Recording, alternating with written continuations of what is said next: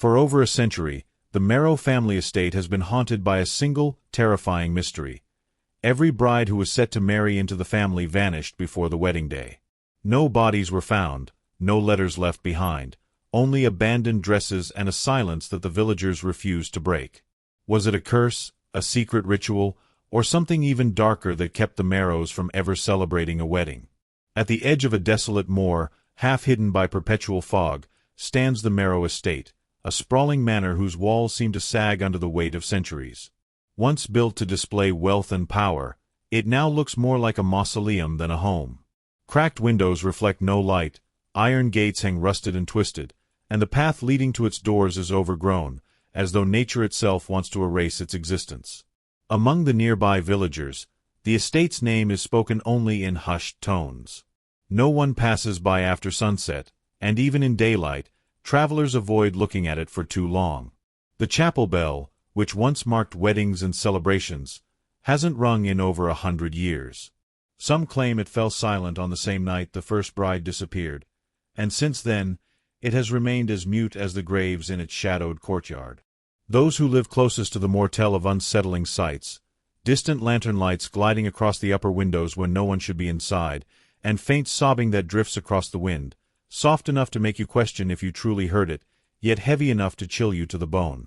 In the early 1800s, the Marrows were not merely wealthy. They were feared and envied in equal measure.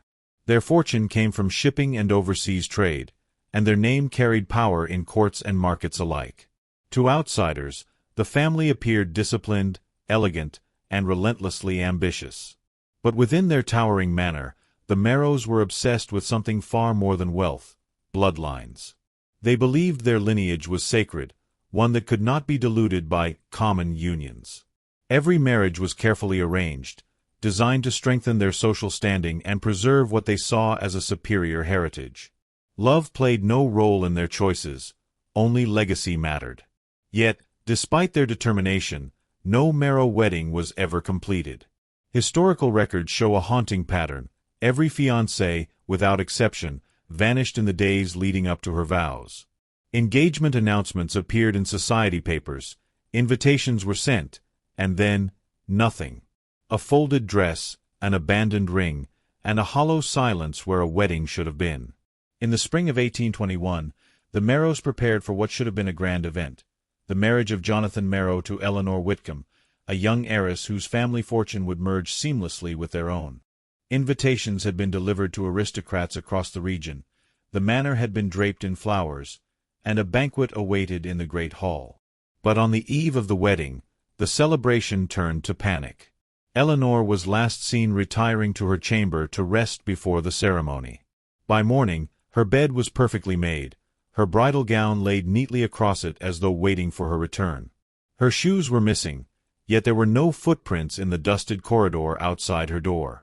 Servants whispered about what they had heard that night: the slow, deliberate sound of footsteps pacing back and forth in the locked bridal chamber, long after Eleanor should have been asleep. When they gathered the courage to knock, the pacing stopped abruptly. When the door was opened at dawn, the room was empty. Eleanor Whitcomb was never seen again. What began as a single tragedy soon revealed itself as something far more sinister.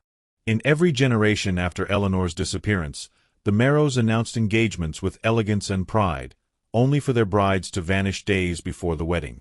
At first, the family blamed illness, elopement, or scandal, but whispers spread faster than their excuses. People began to notice the pattern, and the fear grew. The clues left behind were eerily consistent. Bridal chambers locked from the inside.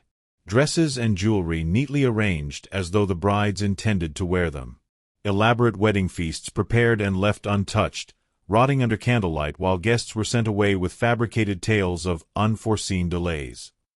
And then there were the marks, faint trails in the dust, small scuffs leading toward the ancient stairwell that descended into the manor's underground cellars. Over time, the villagers wove their own explanation. The Marrows were making offerings. They believed something old and hungry lived beneath the estate, a presence the family fed in exchange for their wealth and power.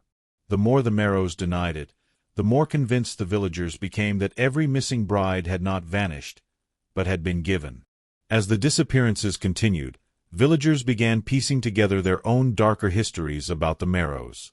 One enduring tale spoke of a young woman who drowned in the marsh near the estate decades before the first recorded vanishing. She was said to have been a rejected lover, or perhaps a runaway bride, whose final gasping words cursed the Marrow name.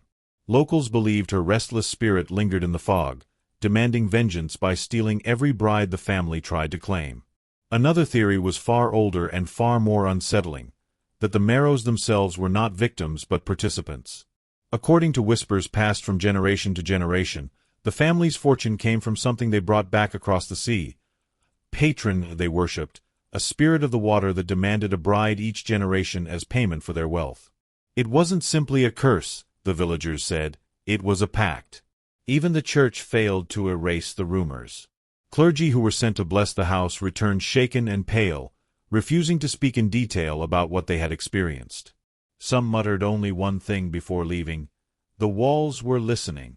Deep within the Marrow estate grounds stands a small ivy-choked chapel, once the heart of the family's ceremonies, now a place no one dares to enter. Its doors have been chained shut for over 150 years, and the stained glass windows, once painted with saints, are shattered into jagged teeth that catch the moonlight like warning signs. Rumors about what lies inside have persisted for generations. Some say the floor is littered with torn bridal veils, yellowed invitations curling in the damp air, and candle stubs that have melted into grotesque shapes.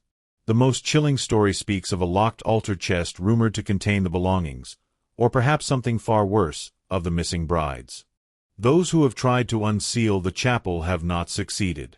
Ladders slip, beams fall without warning, and sudden storms seem to gather out of clear skies, forcing intruders to flee. Even when workers attempted a controlled demolition decades ago, their tools shattered, and a lightning strike hit the property before they could make a single cut.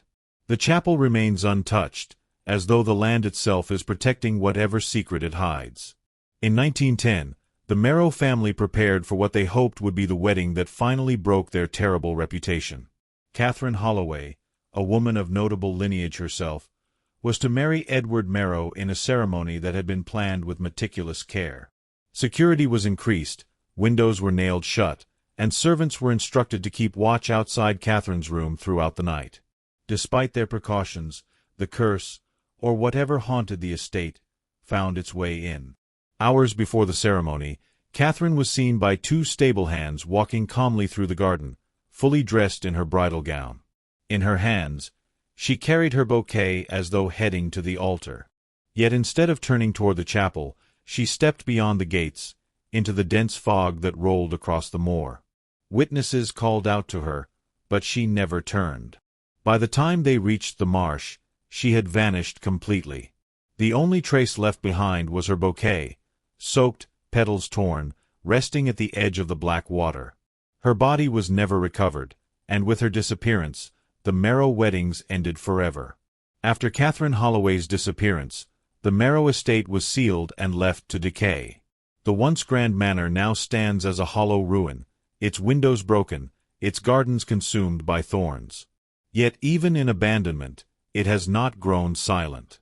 Villagers claim that on mist-heavy nights, pale figures in tattered veils appear at the shattered windows, their silhouettes frozen as though waiting for a ceremony that never came. Some swear they've heard the distant tolling of a bell, the same chapel bell that has not rung in over a century. Modern paranormal investigators who have dared to enter report unnerving phenomena: faint strains of organ music echoing through collapsed halls, bouquets of dried flowers placed on staircases, and recordings that capture soft crying in empty rooms.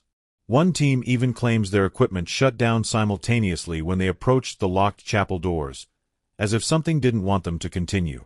Today, there are no known living Marrow descendants.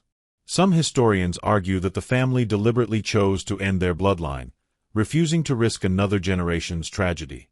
Others suggest a darker ending, that whatever haunted the estate ensured the Marrows would never bring another bride or another heir into this world again.